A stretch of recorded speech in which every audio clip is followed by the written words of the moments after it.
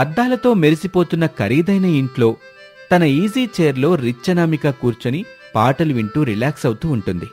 తన భర్త రమేష్ బిక్కముఖంతో అనామిక దగ్గరికొచ్చాడు. అనామిక, అను, అనామిక అని పిలుస్తూ ఉంటాడు. పాటలు వింటున్న అనామికకి రమేష్ పిలుస్తున్న పిలుపులు వినిపించవు. రమేష్ మళ్లీ పిలుస్తాడు. అను, అనామిక, నేను నీతో మాట్లాడాలనుకుంటున్నాను అని రమేష్ చెప్పినా అనామిక ఏమాత్రం రెస్పాండ్ కాకుండా అలాగే పాటలు ఎంజాయ్ చేస్తూ ఉంటుంది. ఇక అప్పుడు రమేష్ ధైర్యం చేసి అనామిక దగ్గరికొచ్చి అనామిక చేతిని పట్టుకుంటాడు. అప్పుడు అనామిక రమేష్ని చూస్తుంది. చెప్పండి, ఏం కావాలి? ఓ 2 గంటలు పర్మిషన్ కావాలి. మీ అమ్మ వాళ్ళని చూసొస్తావా? అవుననామిక, 2 రోజులుగా అమ్మ వాళ్ళని చూడాలనిపిస్తుంది. ఇప్పుడు నువ్వెళ్ళి చూస్తావు. కొడుకు మా రక్తం కాబట్టి మమ్మల్ని చూడ్డానికొచ్చాడు. కోడల పరాయిది కాబట్టి మమ్మల్ని చూడ్డానికి రాలేదు. మా కోడలికి మనసు లేదు, మంచిది కాదు, మేవంటే విలువ లేదని నన్ను తిట్టించడానికే కదా అని అనామిక అనగానే రమేష్ మౌనంగా అక్కడి నుంచి వెళ్ళిపోతుంటే ఏదొక టైంలో పంపిస్తానులేండి, ఇప్పుడైతే వెళ్ళి వంట పని చూసుకోండి అని చెప్తుంది.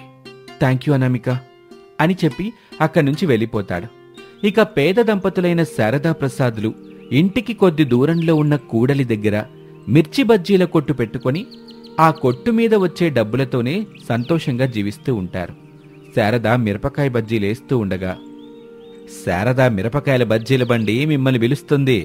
రండి బాబు రండి, రండమ్మా రండి, వేడి వేడి తాజా తాజా మిర్చి బజ్జీలు రెడీ అవుతున్నాయి. 4 మిరప బజ్జీలు 20 రూపాయలే, 2 బజ్జీలైతే 10 రూపాయలు, ఒక్కోటి 5 రూపాయలకే దొరుకుతుంది. మీ దగ్గర ఎంత డబ్బుంటే అన్ని మిరపకాయ బజ్జీలు తినొచ్చు అని అంటూ ఉంటాడు. మిరపకాయ బజ్జీలు తినాలి అనుకునే వాళ్ళక్కడికొచ్చి డబ్బులిచ్చి తీసుకెళ్తూ ఉంటారు. అలా రాత్రి 10 గంటల వరకు శారద దంపతులు మిరపకాయ బజ్జీలు చేసి అమ్ముకుంటారు. ఇంకా 2 ప్లేట్ల బజ్జీలు మిగిలిపోతాయి. యావయ్యా, కొనుక్కొచ్చిన మిర్చి కలిపిన పిండి 2 అయిపోయాయి. మిరపకాయ బజ్జీలు చేసే నీ పని అయిపోయింది శారదా, కానీ నువ్వు చేసిన మిరపకాయ బజ్జీలు నమ్మే నా పని ఇంకా పూర్తిగా లేదు. ఇంకా 2 ప్లేట్ల మిరపకాయ బజ్జీలున్నాయి. అవి కూడా అమ్ముడుపోతే మనం ఇంక ఇంటికెళ్ళిపోవచ్చు. అది కాదయ్యా, 10 అయిపోతుందిగా, ఇక ఎవరొత్తారులే, మనం కూడా ఇంటికి వెళ్ళిపోదాం. మిగిలిన బజ్జీలు మనమే తిందాం, మనకు కూడా రిలాక్సింగ్ ఉంటదిగా అని శారద అనగానే ప్రసాద్ ఆశ్చర్యంగా చూస్తూ ఉంటాడు. ఆ చూపుల్ని చూసి, అలా చూస్తున్నారేంటండి? ఒక్క బజ్జీ మిగిలినా కూడా దాన్ని తినకుండా అమ్మితే 5 రూపాయలు వస్తాయని చెప్పి నాతో అమ్మిచ్చిన నువ్వేనా శారదా మిగిలిన 2 ప్లేట్ల బజ్జీలు మనం తిందామంటుంది? అవునయ్యా, నేనే. మొన్నటి వరకంటే కొడుకు చదువు కోసం డబ్బులు కావాలని అట్టా చేసేదాన్ని. నన్ను మన్నించు, ఇప్పుడు మన కొడుకు లేడు, ఇక సంపాదన ఎందుకు అని శారద అనగానే ప్రసాద్ కళ్ళ నుంచి నీళ్లు కారాయి బాధగా. అలా అనకు శారదా, కొడుకు మన దగ్గర లేడు, కాని రిచ్చు కోడలతో అత్తారింట్లో చక్కగా కాపురం చేసుకుంటూ సంతోషంగా ఉన్నాడు గదా. అవునండి, చాలా సంతోషంగా ఉన్నాడు. మన కొడుక్కి మన గుర్తుకు రానంత సంతోషం అన్నమాట. కొడుకు కోడలు కలిసిమెలిసి కాపురం చేసుకుంటూ సుఖంగా ఉండాలి అని శారద దంపతులు తమ కొడుకు రమేష్ని తలుచుకుంటూ బాధపడుతూ ఉండగా ఒక కారొచ్చి ఆగింది. ఆ కారు నుంచి ఖరీదైన బట్టల్లో మెరిసిపోతూ రమేష్, తన కొడుకు హరీషు, కూతురు భవ్య ఇద్దరూ దిగారు. వాళ్ళని చూడగానే శారద దంపతులకి సంతోషం వేసింది. తాతయ్య, నానమ్మ అంటూ పిల్లలు పరుగున వాళ్ళ దగ్గరికి వెళ్లారు. ఇద్దరిని దగ్గరికి ఎంతో ప్రేమతో తీసుకున్నారు. ఎట్టా ఉన్నారు తల్లి? బాగున్నా నానమ్మ. నానమ్మ, నీ చేత్తో చేసిన మిరపకాయ బజ్జీలు తినాలనుంది, చేసి పెట్టవు? అవును నానమ్మ, నేను అన్నయ్య నువ్వు చేసిన మిరపకాయ బజ్జీలు తినాలని మారం చేశాము. అప్పుడు డాడీ మమ్మల్ని ఇక్కడికి తీసుకుని వచ్చాడు అని పిల్లలు అడగగానే శారదకి చాలా సంతోషం వేసింది. ఇప్పుడే వేడివేడిగా మిరపకాయ బజ్జీలు చేసి తన పిల్లలు అట్ట కూర్చోండి అని చెప్పగానే పిల్లలిద్దరూ కూర్చుంటారు. శారద మిరపకాయ బజ్జీలు చెయ్యాలని గిన్నెలు చూస్తుంది. పిండుండదు, మిరపకాయలు లేవు. శారద బాధగా ముఖం పెడుతుంది. అయ్యో, పిల్లలు చాలా రోజులకి నోరు తెరిచి అడిగారు, కానీ పిండి అయిపోయింది, మిరపకాయలు కూడా లేవు. సారీ పిల్లలు, రేపు చేసి పెడతాను అని చెప్పగానే పిల్లలకి అక్కడే ఉన్న మిరపకాయ బజ్జీలు కనిపిస్తాయి. వాటిని చూసి మురిచిపోతూ, నానమ్మ, ఈ మిరపకాయ బజ్జీలున్నాయి కదా, వీటిని పార్సిల్ కట్టివులే, నేను చెల్లి ఇంటికి తీసుకెళ్లి తింటాము. సరే బాబు. ఏవయ్యా, పిల్లలకి ఆ మిరపకాయ బజ్జీలు పార్సల్ గట్టి ఇవ్వు. అలాగే శారదా అని చెప్పి ప్రసాద్ పిల్లలకి మిరపకాయ బజ్జీల్ని పార్సిల్ కట్టిస్తాడు. పిల్లలు సంతోషంగా శారద దంపతులకి టాటా చెప్పి అక్కడి నుంచి వెళ్ళిపోతారు. శారదా ప్రసాదులు సంతోషంగా మాట్లాడుకుంటూ ఇంటికొస్తారు. రిచ్ ఇంట్లో మమ్మీ, నానమ్మ దగ్గర మిరపకాయల బజ్జీలు తీసుకొచ్చాము, నువ్వు కూడా తింటావా? సరే కాని డబ్బులిచ్చారా? డబ్బులు ఇవ్వటానికి వాళ్ళు వేరే వాళ్ళు కాదనమిక, మా అమ్మా నాన్న. పిల్లలు వాళ్ళకి మనవడు మనవరాలు. వాళ్ళు సంబరపడుతూ మిరపకాయ బజ్జీలిస్తే డబ్బులెంత అని అడిగితే ఆ ముసలి గుండెలు తట్టుకోలేవనమిక. నాకు తెలిసినంత వరకు వాళ్ళు పరాయి వాళ్లే, పేదవాళ్లే. నేను ఉదయం వెళ్ళి డబ్బులిస్తాను. ఇప్పుడు మాత్రం మిరపకాయ బజ్జీలు తిని వెళ్ళి హాయిగా పడుకోండి. అది కాదను, డబ్బులిచ్చి వాళ్ళని అవమానించొద్దు, వాళ్ళ ప్రేమకి వెల కట్టొద్దు అని రమేష్ ఎంత బ్రతిమిలాడినా అనామిక వినిపించుకోదు. డబ్బులివ్వటానికే ఫిక్స్ అయింది. మరుసటి రోజు ఉదయం 9 అవుతూ ఉంటుంది. ప్రసాద్ ఇంటి బయట నిలబడి ఉంటాడు. ఏమో ఈ శారదా, సువర్ణ ఇప్పటికే నీకు 3 సార్లు ఫోన్ చేసింది, తనకేదో పనుందని. తొందరగా వెళ్ళాలని చెప్పింది కదా అని అంటూ ఉండగా సంచి పట్టుకుని శారద ఇంట్లో నుంచి బయటకొచ్చింది. ఏంటి సంగతే? లేగిసినప్పటి నుండి సువర్ణ సువర్ణ అని సువర్ణను అంతలా తలుచుకుంటున్నారు. తలుచుకోవడం కాదు, నా తల మీద దాచుకోవడం కాదు. చెప్పిన టైంకి మనం వెళ్ళకపోతే వాళ్ళొచ్చేలా లేరని సువర్ణ వెళ్ళిపోయిందనుకో, ఈ రోజు మనం మిర్చి బజ్జీలు కొట్టు మూసేసి ఇంటి దగ్గర కూర్చోవాలి. అది నా బాధ. నీ బాధ నేను అర్థం చేసుకుంటానులేండి, పదండి. అయినా సువర్ణ ఇప్పుడు ఈ టైంకి వెళ్ళిపోతుందని అంత ఖచ్చితంగా ఎట్టా చెబుతున్నావు అని శారద అడగగానే ప్రసాద్ కొంచెం తత్తరపడుతూ, పదే పదే ఫోన్ చేస్తుంటే నేనే మాట్లాడానులే. అప్పుడు సువర్ణ, బావా నేను 11 గంటలకు బయటికెళ్లే పనుంది, అక్కకి చెప్పి తొందరగా ఆ బజ్జీల కోసం వాడే మిర్చీలు వచ్చి తీసుకెళ్ళండి, నేను ఒకసారి వెళ్తే ఎన్నిసార్లు ఫోన్ చేసినా తిరిగి రాను బావా అని చెప్పింది. నేను లేనప్పుడు నా ఫోను మాట్లాడొద్దని మీకెన్నిసార్లు చెప్పినా అర్థం చేసుకోలేరు కదూ. శారదా, నన్ను తిట్టాలనుకుంటే మిరపకాయలు తీసుకున్న తర్వాత తిట్టు, నేను ఎక్కడికి వెళ్ళను, నీతోనే ఉంటానుగా. కానీ సువర్ణ మాత్రం పని మీద బయటికి వెళ్తుంది, మళ్ళీ సాయంత్రం దాకా రాదు, నీ ఇష్టం. సరే పదండి, రాత్రి జీవితం మీ సంగతే అని చెప్పి శారద ముందుకు నడుస్తుంటే ప్రసాద్ తన వెనకాలే నడుస్తూ ఉంటాడు. ఇద్దరూ మాట్లాడుకుంటూ కూరగాయల మార్కెట్లో ఉన్న సువర్ణ కొట్టు దగ్గరికి వచ్చారు. సువర్ణ శారదని పట్టించుకోకుండా, ఏం బావగారు, బాగున్నారా? ఏవే సువర్ణ, నీకంటికి నీకు కనిపించడం లేదా? అయ్యో అక్క, నిన్ను మర్చిపోతానా, చెప్పు అని చెప్పి బజ్జీల కోసం మిరపకాయలు ఇస్తుంది. శారద వాటికి డబ్బులు తిరిగిస్తుంది. ఇక అక్కడి నుంచి మిరపకాయలు తీసుకుని ఇంటికొచ్చారు. కాసేపు రిలాక్స్ అయిన తర్వాత బజ్జీల బండి పెడదామనుకొని అలా కాసేపు నడుం వాల్చుతారు. సాయంత్రం సమయం 5 కావస్తూ ఉంటుంది. ఇక శారద మిరపకాయ బజ్జీలు వేస్తూ ఉంటుంది. వచ్చిన వాళ్ళ దగ్గర డబ్బులు తీసుకుని ప్రసాద్ మిర్చి బజ్జీల్ని పార్సిల్ కట్టిస్తూ ఉంటాడు. యావయ్యా, పిల్లలకి వేడివేడిగా ఉన్న మిరపకాయ బజ్జీలు తీసుకెళ్లి ఇచ్చేసి వస్తావా? వెళ్ళి ఇవ్వాలనే ఉంది శారదా. గేటు దగ్గర వాడు ఉంటాడు, క్యా అంటాడు. నేను చెప్పేది వాడికి అర్థం కాదు, వాడంటున్న క్యా అనేది నాకు అర్థం కాదు. ఎట్టా ఇవ్వాలో నువ్వే చెప్పు అని మాట్లాడుకుంటూ ఉండగా వాళ్ళ రిచ్ కోడలు అనామిక కారులో ఆ కొట్టు దగ్గరికి వచ్చింది. కారు దిక్కుండానే కారు డోర్ ఓపెన్ చేసి అత్తా మావయ్యల వైపు చూస్తుంది. కారులో ఉన్న కోడల్ని చూసి శారదా ప్రసాద్ ఇద్దరూ సంతోషపడతారు. రా కోళ్ళ, పిల్లలకి మిరపకాయ బజ్జీలు కట్టిస్తాను, తీసుకెళ్ళు అని చెప్పగానే ప్రసాదు మిరపకాయ బజ్జీలు కట్టిన కవర్ తీసుకొచ్చి అనామికకిస్తాడు. నిన్నటివి ఈ రోజువి ఎంతయ్యాయి? డబ్బులు వద్దులే కోళ్ళ, దానం చేసే పరిస్థితుల్లో మీరున్నా దానం తీసుకునే స్థితిలో మాత్రం నా పిల్లలు లేరు అని చెప్పి డబ్బులు శారద దంపతుల ముఖాన్ని విసిరేస్తుంది అనామిక. అది చూశాక శారద దంపతులు బాధపడుతూ ఉంటారు. అనామిక అంతే పొగరుగా అక్కడి నుంచి వెళ్ళిపోతుంది. రిచ్ కోడలు అనామికలో మార్పు రావాలని శారదా, ప్రసాద్, రమేష్ ఎదురు చూస్తూ ఉంటారు. వారితో పాటు మనము కోరుకుందాం, అనామికలో మార్పొచ్చి ఆ కుటుంబం సంతోషంగా కలిసిమెలిసి ఉండాలని మనము ఆశిద్దాం.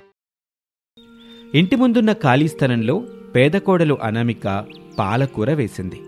అత్తగారు శారద రోజూ ఆ పాలకూరకి నీళ్లుబడుతూ ఉంటుంది. అనామిక కిచెన్లో వంట పని చేస్తుంటే శారద పాలకూరని కోసి కట్టలు గడుతూ తన దగ్గర ఉన్న గంపలో వేస్తూ ఉంటుంది. ఇంట్లో నుంచి స్కూల్కు వెళ్లే పిల్లలు హరీషు భవ్యల్ని తీసుకుని శారద దగ్గరికి వస్తాడు ప్రసాద్. శారద, నేను పిల్లల్ని స్కూల్ దగ్గర దిగబెట్టొస్తాను. రోడ్డు మీద జాగ్రత్తగా వెళ్ళండి. వయసుకి మించిన పనులు చేశారో. నేనా? రామ రామ, ఏం మాట్లాడుతున్నావు శారదా? చాలు చాలు, నీ గురించి మొత్తం నాకు తెలుసు. వెళ్ళండి వెళ్ళండి, మీరేం చేసి నాకు తెలిసిపోద్ది. ముక్కు మీద, కాళ్ళ మీద, చంపల మీద కొట్టించుకోకుండా ఎట్టాగెళ్ళారో అట్ట జాగ్రత్తగా ఇంటికి వచ్చేయండి. నేనంటే నా శారదకి ఎంత ప్రేమో అని పిల్లల్ని తీసుకుని ఇంటి నుంచి వెళ్ళిపోతాడు ప్రసాద్. కాళ్ళ అన్నామేక, ఇంకా వంట పని అవ్వలేదా అని శారద అంటుండగా గరిట పట్టుకొని అనామిక శారద దగ్గరికి వచ్చింది. అత్తయ్య, ఇప్పటి వరకు పిల్లలకు లంచ్ బాక్సులు చేసి కట్టాను అత్తయ్య, అందుకే కొంచెం లేట్ అయింది. ఇప్పుడు మనకు చెయ్యాలంటావు అంతేనా? అంతే అత్తయ్య. మనకేం చేస్తున్నావు కోళ్ళ? ఇంకా ఇప్పటి వరకు నేనేం అనుకోలేదు అత్తయ్య. మిమ్మల్ని అడిగి మొదలు పెడదామని అనుకుంటున్నాను. చెప్పండి, మన కోసం ఏం వండమంటారు? మన దగ్గర సిద్ధంగా ఉంది కదా. పాలకూర చేయమంటారా? అవును కోళ్ళ. అత్తయ్య, మొన్నటి రోజున పాలకూర పప్పు చేశాను, నిన్నటి రోజున పాలకూర ఫ్రై చేశాను, 2 రోజుల క్రితం పాలకూర పచ్చడి కూడా చేశాను. ఈరోజు పాలకూరతో ఇంకా ఏం చేయాలో నాకు తెలియదు అత్తయ్య. మీకు తెలిస్తే వెళ్ళి చెయ్యండి. నేను పాలకూర కోసి కట్టలు కడతాను, గంపలో వేస్తాను. పాలకూర టమాటా చేయగోళ్ళా? పాలకూర టమాటా తింటే కిడ్నీలో రాళ్ళు వస్తాయని మామయ్య వండొద్దని చెప్పారు కదా అత్తయ్య. అందుకే నేను పాలకూర టమాటా చేయను. కావాలంటే వెళ్ళి మీరు చేసుకోండి. వద్దులే కోళ్ళ, ఆయన వద్దని చెప్పిన తర్వాత కూడా చేస్తే బాగోదు. ఆయన మాట కాదని చేస్తే ఇంటి ముందు పాలకూర తోట ఉండదు, మనకి చేతి నిండా డబ్బులు ఉండవు. అందుకని నువ్వు ఏదో ఒకటి చేసే, అది కూడా పాలకూరతో చెయ్యి. పాలకూరతో చేయడం నా వల్ల కాదత్తయ్య. వేరే ఏదైనా కూర చేయమంటే అప్పుడు చేస్తాను. అయ్యో కోళ్ళ, నీ దగ్గర పెద్ద ఫోన్ ఉంది కదా? ఉందత్తయ్య. ఉందిగా, అందులో పాలకూరతో ఎన్ని రకాల వంటలు చేయాలో ఉంటుంది కదా. అందులో వెరైటీగా ఏదైనా ఉంటే అది చేసే కోళ్ళ. సరే అత్తయ్య అని చెప్పి అనామిక లోపలికి వెళ్ళిపోతుంది. గంప నిండా ఉన్న కట్టల పాలకూరని శారద నెత్తిమీద పెట్టుకుని అమ్మడానికి వెళ్తూ ఉండగా ప్రసాద్ ఇంటికి వచ్చాడు. చూసావా శారద, ఎట్టా వెళ్ళినోని అట్టాగే వచ్చాను. చాలా పెద్ద ఘనకార్యం చేశారులే. పాలకూర దగ్గర కాపలా కూర్చో. పాలకూరకి దొంగలేమైనా పడతారా ఏంటి? పడతారు కనుకే కదా మిమ్మల్ని కాపలా ఉండమని చెప్పాను. ఓహో, నేను కాపలాగా ఉంటే దొంగలు పడరన్నమాట. ఒక దొంగ ఉన్న చోటకి ఇంకొక దొంగ రాడు కదా అని చెప్పగానే ప్రసాద్ కోపంగా పళ్ళు కొరుకుతూ శారదని చూస్తూ ఉంటాడు. శారద నవ్వుకుంటూ ఇంటి నుంచి వెళ్ళిపోతుంది. అలా ఊరంతా తిరుగుతూ పాలకూర పాలకూర, తాజా తాజా పాలకూర, ఇప్పుడే మా తోటలో నుంచి తీసుకొస్తున్న పాలకూర అని అమ్ముకుంటూ ఊరంతా తిరుగుతూ ఉంటుంది శారద. శారద దగ్గర ఏ ఒక్కరూ ఈరోజు పాలకూర తీసుకోలేదు. దాంతో శారద ఒక ఇంటి దగ్గర ఆగింది. తనలో తాను, ఇదేంటి ఈరోజు ఒక్కళ్ళు కూడా పాలకూర తీసుకోలేదు? ఏమైంది అసలు ఈ ఊరోళ్ళకి? ఎట్టయితే పాలకూర శారద ఎట్ట బతుకుతుంది? లేదు లేదు, నేనే ప్రతి ఇంటికెళ్ళి పాలకూర తీసుకోమని చెప్పాలి అని అనుకుని శారద సువర్ణ ఇంటికి వెళ్ళింది. సువర్ణ పాలకూర శారదని చూసి అయిష్టంగా ముఖం పెట్టి, నీ పాలకూర వద్దు ఏమొద్దు, కావాలంటే డబ్బులిస్తాను, తీసుకుని వెళ్ళు శారదా. ఆ అమ్మగారు, నేనేం అడుకోవడానికి రాలేదండి, పాలకూర అమ్ముకోవడానికి వచ్చాను. అవును శారదా, నువ్వు రోజు పాలకూర అమ్ముతావు, అలా అమ్మితేనే నువ్వు తింటావు. కానీ మేము రోజు పాలకూర తీసుకోలేం, తినలేం కదా. అది నీకు నచ్చలేదు, అందుకే కదా ఎలాగైనా పాలకూరని నేను తీసుకునేలా చెయ్యాలని నా ఇంటి వరకు వచ్చావు. అందుకే శారదా, నేను డబ్బులు ఇస్తానని అంటున్నాను అని సువర్ణ అనగానే శారదకి ఏం మాట్లాడాలో తెలియలేదు. మౌనంగా పాలకూర గంపని నెత్తిమీద పెట్టుకుని బాధగా తిరిగి ఇంటికి వచ్చింది. అత్తగారు శారద అలా బాధగా ఇంటికి రావటం అనామిక చూసింది. ఏమైంది మా అత్తయ్యకి? దిగులుగా బాధగా కనిపిస్తున్నట్టున్నారు అని అనుకుంటూ గంప వైపు చూసింది. గంప నిండుగా పాలకూర అలాగే ఉండిపోయింది. అప్పుడు శారద బాధకి కారణమేంటో అనామికకి తెలిసింది. అత్తయ్య, ఈ ఒక్కపూట పాలకూర అమ్ముడుపోనంత మాత్రాన అలా బాధపడుతూ ఉండాలా? ఈ పూట కాకపోతే ఇంకో పూట అమ్ముడుపోతుంది కదా. కాళ్ళ, జరిగింది నీకు తెలియదు కదా అని శారద సువర్ణ అన్న మాటల గురించి వివరంగా చెప్తుంది. అప్పుడు అనామికకి కూడా బాధేస్తుంది. సారీ అత్తయ్య, నాకు ఈ విషయం తెలీదు. అయినా మన కష్టం వాళ్ళకి తెలీదు కదా అత్తయ్య. మరి పాలకూర మొత్తం ఏం చేద్దామే? కోసి మొత్తం మురికి కాలువలో వేసి రావాలా? చెప్పుకోళ్ళా? ఏం ఇంత పాలకూర మనం ఏం చేద్దాం ఇప్పుడు? అత్తయ్య, ముందు మీరేం ఆవేశపడకండి. పాలకూర మనకి జీవనాధారం. నేను ఆ విషయాన్ని కాదని అంటం లేదు. అలాగే మన ఇంటి ముందు పండించిన పాలకూరని మురికి కాలువలో పడేయడానికి కూడా నేను ఒప్పుకోను.